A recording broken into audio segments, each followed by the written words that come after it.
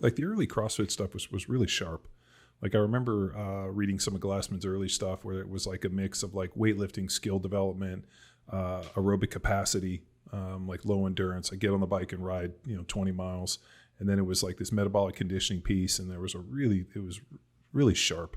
Like I remember like looking at this and even his early stuff and being like, man, like this is like, 45 reps here and just really sharp. And then the problem is I think people realize the hook for CrossFit and what really gets people in isn't like sending people on a 20-mile bike ride or, lifting weights. Playing new sports. And playing new sports and like learning new skills. It was, let me get my hit a crack by just fucking tapping into that metabolic glycolytic system, which allows for an endorphin response, and you create this competition and, next thing you know, you're, stripping down into your underwear. I mean, it's just like all of these things played into it. And it went from being like what I think was a really intelligent training system that involved balance into this, like, look at me, I'm going to fucking see how far I can torch myself. Can I throw my body on the funeral pyre of glycolytic capacity? And the problem is that broke so many people.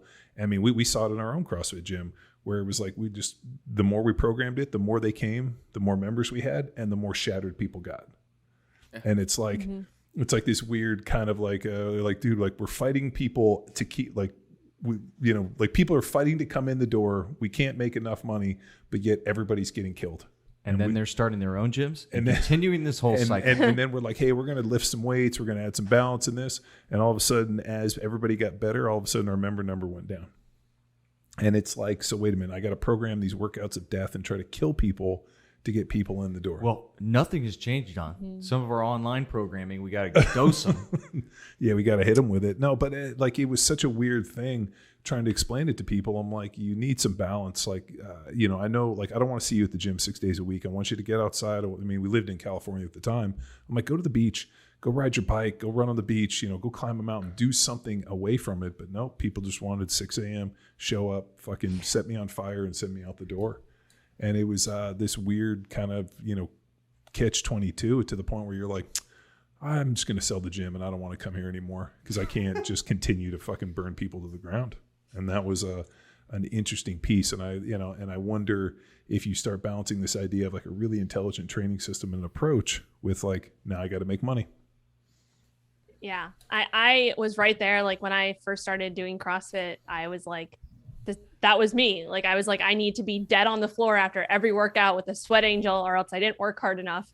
And you can just really, really mess yourself up. And like I said, I work with a lot of women who are still kind of in that. And it's, it's unfortunate. Like you can't really, you have to go through it to realize that, there's a better way to do things. And I wish that it was as easy as like just trying to drill it into people's brains. Like, hey, you need to not go 100 miles per hour, 6 days a week. Like you have to give your body some time to chill out. But I know that's like, it's hard because especially when you're someone who just wants to go all the time, it's like, sitting down and just chilling out for a little bit feels like feels wrong, right? It feels like you shouldn't be doing that. And I think that's it's just a really big mindset shift that needs to happen. And I don't think that it happens overnight for a lot of people. It's like really having someone to basically force you to do that before you realize how beneficial it can be. Yeah. For some clients as a coach, you try to inform them, empower them, but then sometimes you just got to let them get hurt. Unfortunately, it's a reality. Like, how do you say people like that? That's always an interesting one. Like, you've obviously been on the other side of it. You've seen it. Now you're working with clients who are in the same thing. Like, is it that, hey, I've been there. This is what happened to me. Don't end up like me. Like, let me help you and take you in transition. And this is a more intelligent approach. Yeah. So, I mean, I went through my own transformation, my own body composition transformation a few years ago as I came out of CrossFit. And as I went more into like, hey, I want to change things up. Like I was transitioning out of that strict lower carb approach, bringing carbs back in, working with my own coach.